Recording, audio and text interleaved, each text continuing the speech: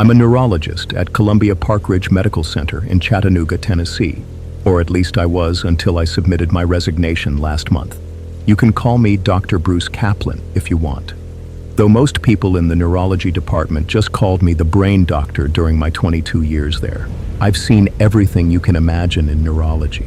Strokes, brain tumors, seizure disorders, traumatic injuries, and every kind of damage the human brain can endure. But what I'm about to tell you about is the one case that made me question everything I thought I knew about consciousness, and ultimately led me to leave the profession entirely. Parkridge is a major medical center serving southeastern Tennessee and northern Georgia. It's a comprehensive facility with a specialized neurology unit that handles some of the most complex brain injury cases in the region.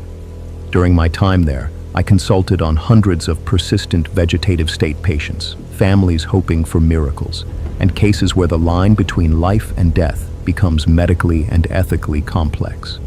The case I'm about to tell you about began long before I met the patient. It started on September 17, 1988, in the small mountain town of Walden, Tennessee, about 15 miles northeast of Chattanooga.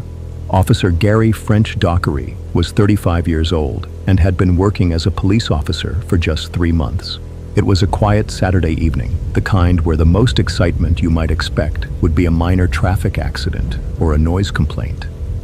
At approximately 9:30 p.m., Gary received a 911 call reporting a domestic disturbance. It was routine police work, the kind of call he'd answered dozens of times during his brief career. He drove to the address provided by dispatch, parked his patrol car, and approached the house. What Gary didn't know was that the call was a trap.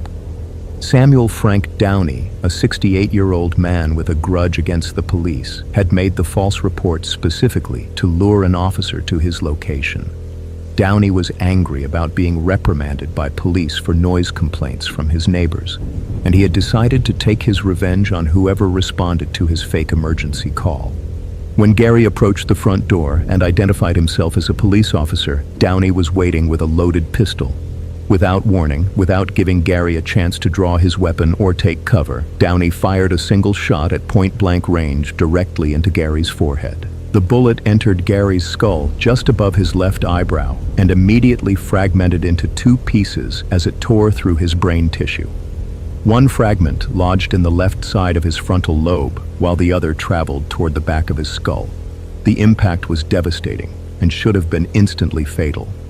Gary collapsed on Downey's front porch, blood pouring from the entrance wound.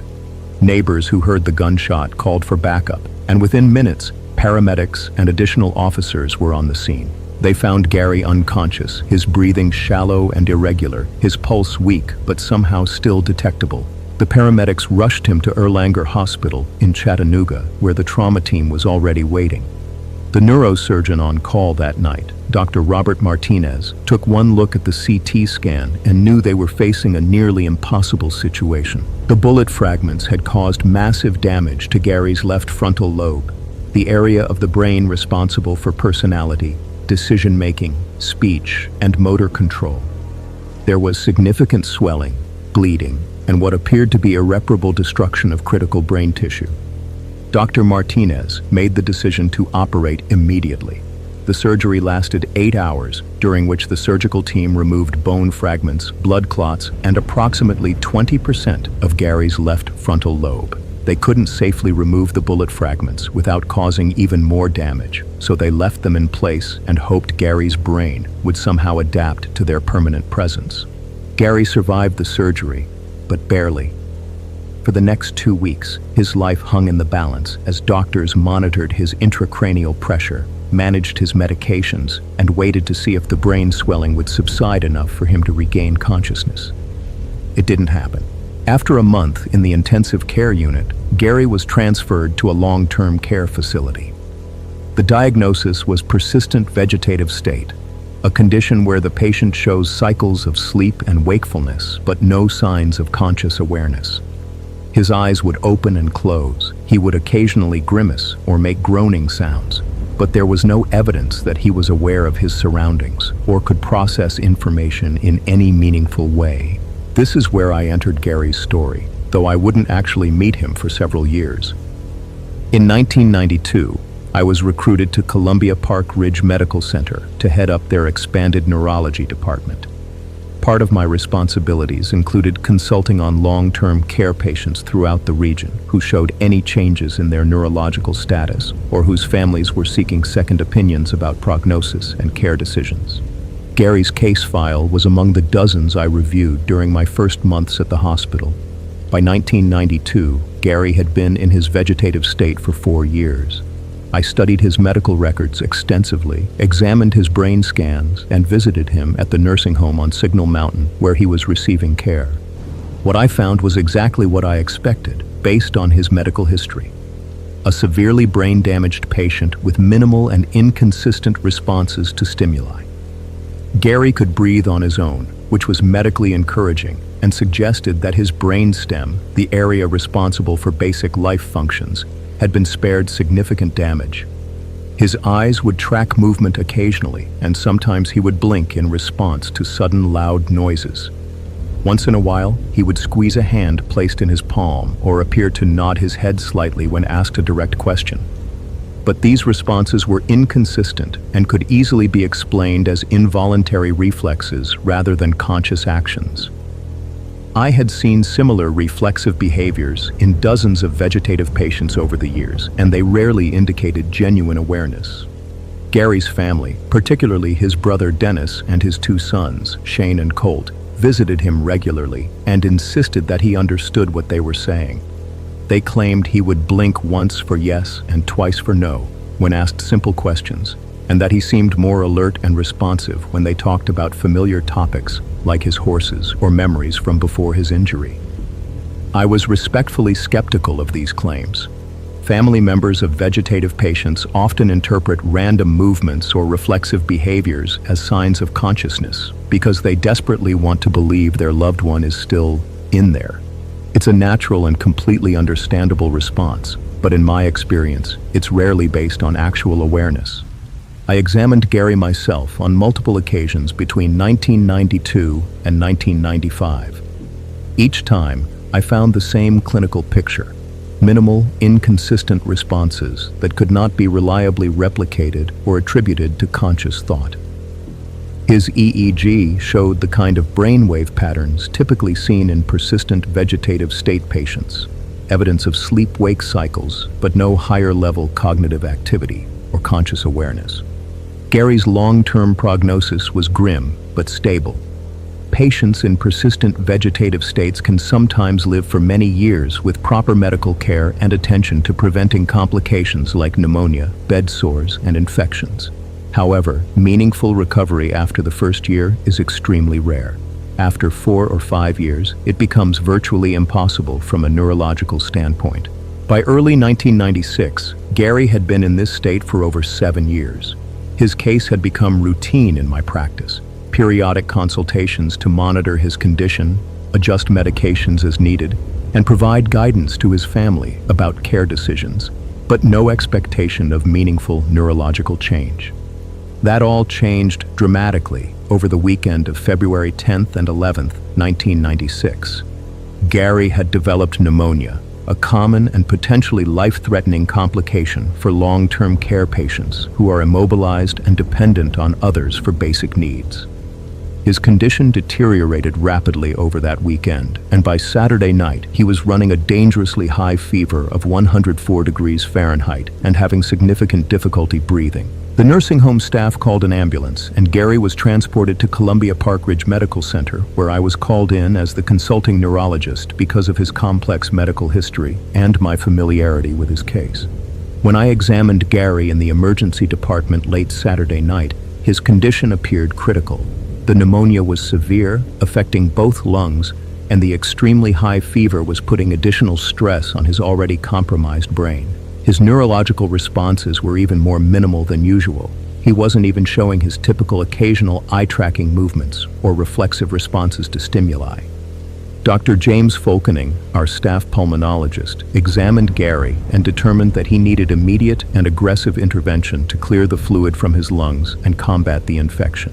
The family was faced with an agonizing decision: allow Gary to die peacefully from the pneumonia, or put him through intensive treatment, including possible surgical intervention, which might save his life, but would certainly not improve his underlying neurological condition. I spent considerable time that Saturday night talking with Gary's brother Dennis about the medical realities of the situation. Dennis had been Gary's primary advocate and decision-maker for nearly 8 years, and the emotional toll of watching his brother in this condition was evident. "Dr. Kaplan, he's been fighting for so long," Dennis told me, his voice heavy with exhaustion and grief. "Part of me wonders if we should just let him go. But what if he can hear us? What if he's been aware all this time and we give up on him now?" I explained the medical facts as gently but honestly as I could. "Dennis, I understand your hope, and I've seen your dedication to Gary over all these years. But you need to understand that Gary's brain injury is extensive and permanent. The damage to his frontal lobe, the location of the bullet fragments, the length of time he's been in this state, all of these factors make meaningful recovery impossible from a neurological standpoint. But he responds to us sometimes. He blinks when we ask questions. He seems to recognize voices. I know it seems that way, and I understand why you interpret those movements as responses. But what you're seeing are most likely reflexive behaviors, not conscious responses. The brain can produce these reflexes even in the absence of conscious awareness." The family ultimately decided to proceed with aggressive treatment. Gary was admitted to the intensive care unit, placed on intravenous antibiotics, and given supportive care to manage his fever and breathing difficulties. Dr. Fulkening scheduled surgery for Monday morning to drain fluid from Gary's lungs if the antibiotics didn't show rapid improvement. On Sunday evening, February 11th, I made my routine evening rounds in the ICU. Gary's fever had begun to respond to the antibiotics, dropping from 104 to 101 degrees Fahrenheit. His breathing was still labored, but he appeared to be stabilizing from a pulmonary standpoint. I noted in his chart that his neurological status was unchanged from my previous examinations. Minimal responses, eyes closed most of the time, no evidence of conscious awareness or meaningful interaction with his environment. At approximately 4 a.m. on Monday, February 12, 1996, I received a phone call from the ICU nurse that would fundamentally change everything I thought I knew about brain injury, consciousness, and the nature of human awareness. "Dr. Kaplan, you need to get down here immediately," the nurse said, her voice tight with excitement and confusion. "It's Gary Dockery. He's awake and he's talking." I was certain I had misheard her. After 7.5 years of persistent vegetative state, Gary couldn't simply wake up and start talking. It was neurologically impossible. "I'm sorry, could you repeat that?" "Gary Dockery is awake and alert. He's been talking to his sister for the past hour. He's asking questions and responding normally to conversation." I hung up the phone and drove to the hospital as quickly as I could, convinced that there had been some kind of mistake or misunderstanding. Perhaps Gary was making vocalizations that the family was interpreting as words, or maybe he was having some kind of seizure activity that was causing unusual movements or sounds. When I arrived in the ICU at 4:45 a.m., I encountered a scene that defied every principle of neurology I had learned during my medical training and career. Gary Dockery was sitting up in his hospital bed, fully alert and engaged in animated conversation with his sister Lisa. His eyes were bright, focused, and tracking people around the room with obvious intelligence and recognition. When he saw me approach his bedside, he looked directly at me and said, "Are you Dr. Kaplan?" "Lisa was just telling me I've got pneumonia. How serious is it?" I stood there speechless for several moments, trying to process what I was witnessing. This was not the same patient I had examined just 8 hours earlier. The Gary Dockery I knew was minimally responsive, locked in a persistent vegetative state, unable to communicate beyond occasional reflexive movements. This Gary was alert, articulate, and completely aware of his surroundings. "Gary," I said slowly, pulling up a chair beside his bed, "do you know where you are?" "I'm in the hospital," he replied without hesitation. "Lisa says I've got pneumonia and that you folks have been taking good care of me. I feel much better than I did yesterday." Do you remember what happened to you? Do you remember why you're in the hospital? Gary's expression became thoughtful and slightly puzzled. Well, I remember being really sick, really sick, like I've been sleeping for a very long time. But I'm not sure exactly what happened. Lisa says it's been a while since I've been well. I looked at Lisa, who was staring at her brother with tears streaming down her face. She had been visiting Gary regularly for over 7 years, talking to him, reading to him, sharing news about family and friends, hoping against hope for some sign that he could hear her. And now suddenly, he was not only hearing her, but responding to her as if they had been having conversations all along. Gary, what's the last thing you remember clearly before being sick? He thought for a moment, his brow furrowed in concentration. I remember working security at UC, the University of Tennessee at Chattanooga. That was my job. I was working third shift, and I remember it being cold outside. Gary's last clear memory was from his job as a security guard at the University of Tennessee, a position he had held several years before becoming a police officer in Walden. He had no memory of his police work, no memory of the shooting that had put him in this condition, and no awareness that he had been unresponsive for nearly 8 years. Over the next several hours, I conducted what would become the most extraordinary and puzzling neurological examination of my entire career. Gary's cognitive function appeared to be remarkably intact despite the extensive brain damage I knew he had sustained. He could perform basic mental arithmetic, recall detailed information from his past, and engage in complex conversations about a wide range of topics. His speech was clear and grammatically correct. His responses were appropriate and contextual. His memory for events prior to his injury was excellent, though he seemed to have no recollection of anything that had happened since 1988. Most incredibly, his personality appeared to be completely unchanged from what his family described before the shooting. He was making jokes, asking specific questions about his horses by name, and requesting to speak with old friends. It was as if someone had simply pressed a pause button on his consciousness for 7.5 years and then suddenly pressed play again.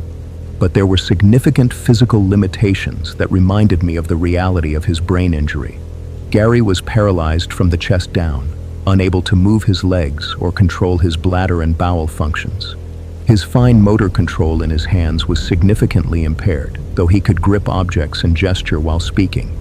These physical deficits were entirely consistent with the damage to his frontal lobe and motor cortex. I immediately called in every neurological specialist I could reach. Over the course of that Monday, Gary was examined by multiple neurologists, neurosurgeons, neuropsychologists, and psychiatrists, each one as baffled as I was by his sudden and seemingly complete cognitive recovery. We ordered immediate brain imaging studies, comprehensive blood tests, and every diagnostic tool available to us to try to understand what had happened to Gary's brain during the night. The results were just as puzzling as Gary's behavior. His CT scans and MRI showed exactly the same extensive damage that had been documented for years. The missing frontal lobe tissue, the bullet fragments still embedded in his brain, the areas of scarring and atrophy from his original injury. There was no evidence of new growth, healing, or any physical change that could explain his recovery. His blood work showed the effects of his pneumonia treatment and recovery, but nothing that would account for a neurological awakening. Most remarkably, his EEG, which had shown vegetative state patterns for years, now displayed completely normal waking brainwave patterns with clear evidence of conscious thought and awareness. Gary spent that entire Monday talking almost non-stop. He spoke with family members who rushed to the hospital from across several states. He talked to old friends who were called to verify that this was really Gary they were speaking with and that his personality and memories were intact. He asked for detailed updates on his sons, who were now 12 and 20 years old, though he remembered them as small children of 5 and 12. The conversation that affected me most deeply was when Gary asked about the passage of time. His brother Dennis had been reluctant to tell him exactly how long he had been unconscious, but Gary was persistent in his questions. Dennis, how long have I been sick? Lisa said it's been a few years, but I feel like it's been much longer than that. Dennis looked at me, then back at his brother. "Gary, it's been 7.5 years, almost 8 years since your injury." Gary absorbed this information with remarkable calm. He was quiet for several minutes, then said, 7.5 years. That's a long time. That explains why I feel like I've been sleeping forever, and why the boys have grown so much. He asked practical questions about what had happened during those years, who was president, what major events had occurred, how the family had been managing. When told that the Berlin Wall had fallen and the Soviet Union had collapsed, Gary said, "Well, I guess I missed some important history." As that remarkable Monday progressed, I began to notice subtle changes in Gary's level of responsiveness. His speech remained clear and appropriate, but he was initiating fewer conversations on his own. By evening, he was still answering questions appropriately and recognizing everyone who visited him. But the animated, almost manic quality of his communication from earlier in the day had diminished somewhat. On Tuesday, February 13th, Gary spoke less frequently, but was still clearly conscious and responsive when directly addressed. He answered questions appropriately and seemed to understand everything that was said to him. However, the complex conversations and detailed recollections that had characterized Monday were no longer happening with the same frequency or intensity. By Wednesday, February 14th, Gary was responding primarily with yes or no answers and simple phrases rather than the elaborate sentences and stories he had shared just 2 days earlier. It was as if he was gradually sliding back toward his previous state, though he was still clearly more aware and responsive than he had been during the previous 7 years.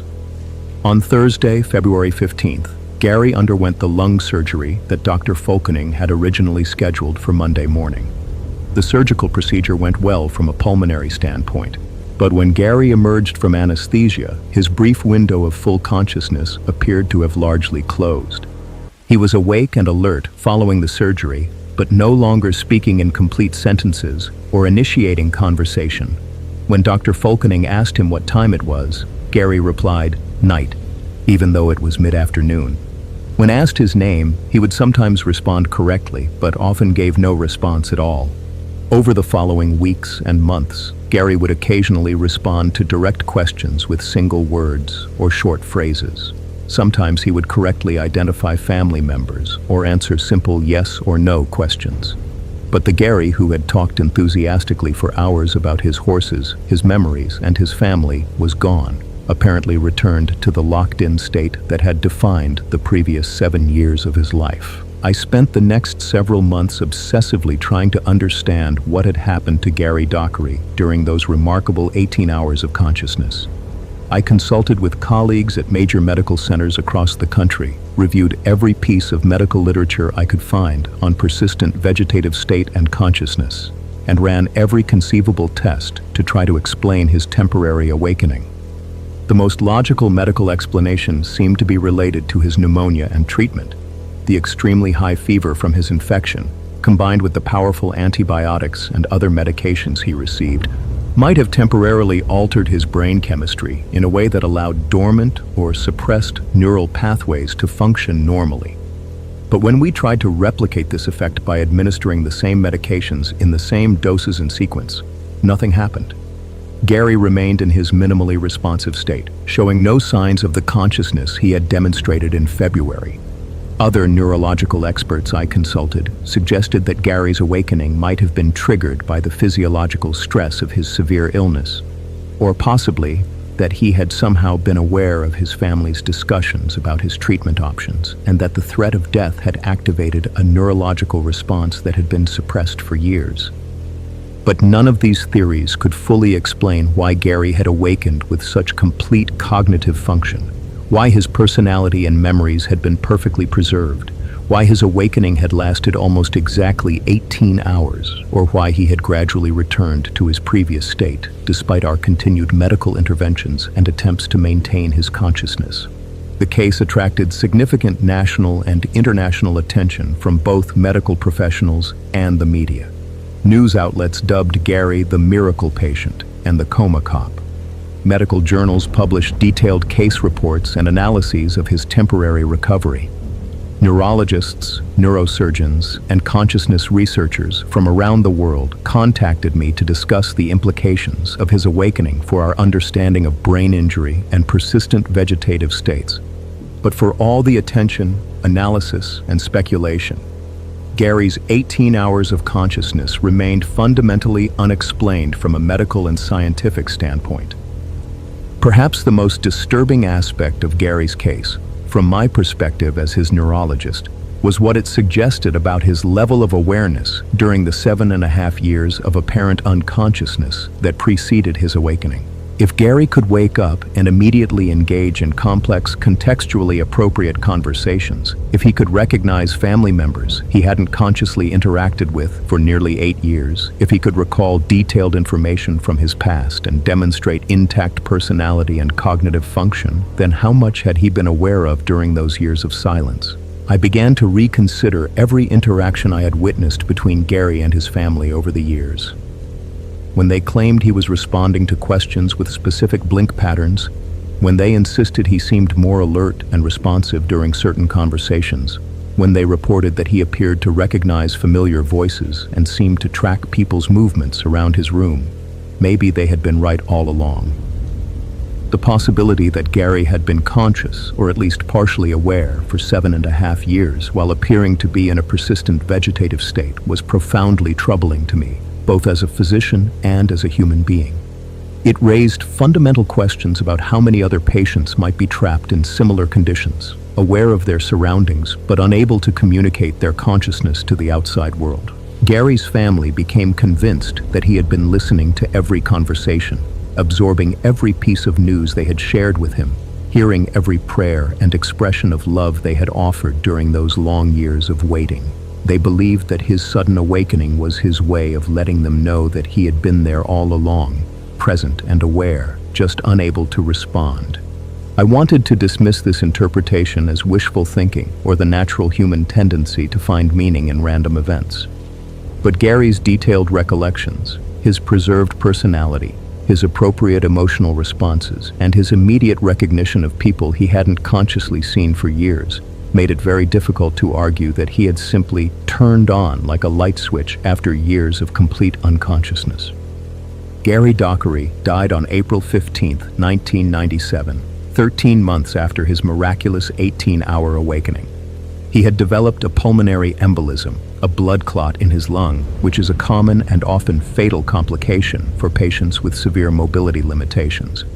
His death was not unexpected given his overall medical condition and the inherent risks associated with long-term immobilization.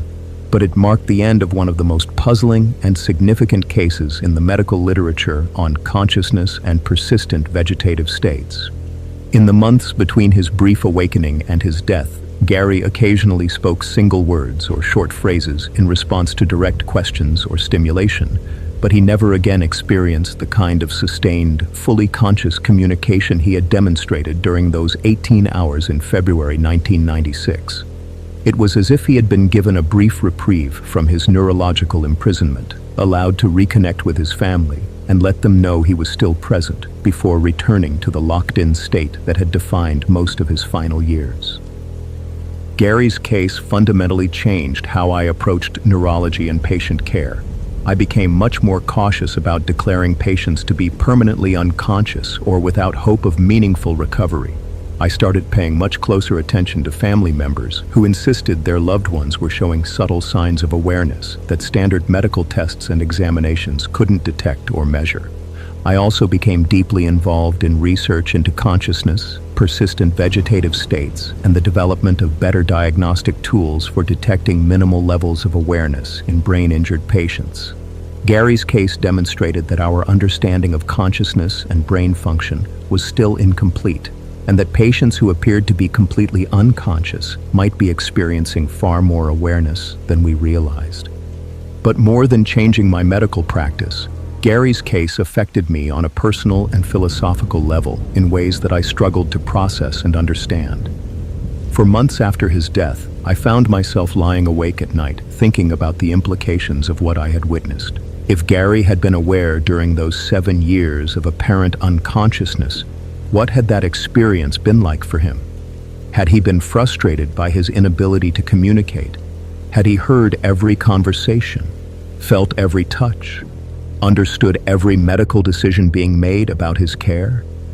The thought of being consciously trapped in an unresponsive body for years was almost too horrifying to contemplate. I began questioning my interactions with every vegetative patient I consulted on. During examinations, I found myself wondering, are they listening? Do they understand what I'm saying about their prognosis? Are they aware that their families are making end-of-life decisions based on my assessment that they're unconscious? The weight of these questions began to affect my ability to function as a neurologist. I started second-guessing my clinical judgments, spending excessive amounts of time with vegetative patients looking for subtle signs of awareness, and struggling to provide families with the definitive assessments they needed to make difficult care decisions. 6 months after Gary's death, I was consulting on a similar case, a young woman who had been in a persistent vegetative state for 3 years following a car accident. As I was explaining to her family that her condition was permanent and that she showed no signs of awareness, I noticed what appeared to be a tear rolling down her cheek. Her family insisted that she cried when they talked about sad topics, and that her facial expressions changed in response to different conversations. I had attributed these responses to autonomic reflexes and coincidental timing. But after Gary's case, I found myself wondering, what if I was wrong? What if she was listening to every word I said about her hopeless prognosis? I completed that consultation, but I knew I couldn't continue practicing neurology with the level of uncertainty and doubt that Gary's case had created for me. How could I authoritatively tell families that their loved ones were unconscious when I had seen the impossible happen once before? I submitted my resignation from Columbia Parkridge Medical Center 3 weeks later. In my resignation letter, I wrote that I was leaving to pursue other opportunities. But the truth was that Gary Dockery's case had shaken my confidence in everything I thought I knew about the brain, consciousness, and the nature of human awareness. I moved to a smaller city and opened a general practice focused on routine medical care, diabetes management, hypertension, preventive care, and other conditions with clear diagnostic criteria and established treatment protocols. I deliberately avoided any cases involving neurology, brain injuries, or questions of consciousness. But I never stopped thinking about Gary. I followed the medical literature on consciousness research, persistent vegetative states, and advances in brain imaging technology that might help detect minimal awareness in seemingly unconscious patients. I was encouraged by developments in functional MRI and other techniques that seemed to show promise for identifying conscious thought in unresponsive patients. The case of Gary Dockery remains one of the most well-documented and thoroughly studied examples of unexpected recovery from persistent vegetative state in the medical literature. It continues to be cited in research papers, discussed at medical conferences, and referenced in debates about consciousness, end-of-life care, and the ethical treatment of brain-injured patients. But for me, Gary's case represents something more than a medical anomaly or research curiosity. It serves as a profound reminder of the limitations of medical knowledge and the mysteries that still surround human consciousness. It's a humbling experience for any physician to encounter a case that completely challenges their understanding of their field of expertise and forces them to confront the possibility that some of their most fundamental assumptions might be wrong. Gary Dockery shouldn't have woken up. According to everything we know about brain injury, persistent vegetative states, and the neurological basis of consciousness, his awakening was medically impossible.